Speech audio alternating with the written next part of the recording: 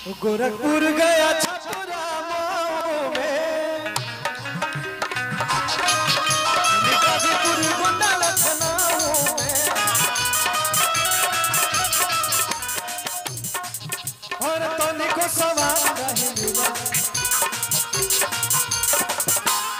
और बना तारू टाइट तो हो जाई बुढ़ीला, और खंड हो या जिला हमरा भैया में सही।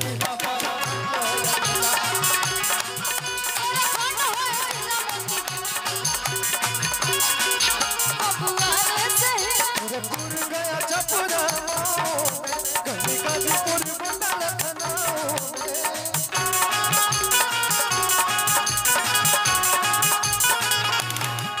गोरखपुर गया छपरा मऊ में, गाजीपुर गोंडा लखनऊ में, हमको सवाल नहीं मिला।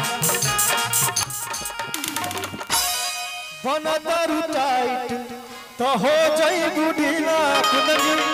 आइए यहाँ ध्यान दीजिए इनके हाथ पे। और बना तारू टाइट तो हो जाई बुढ़ीला, अपर खंड हो या जिला भैया।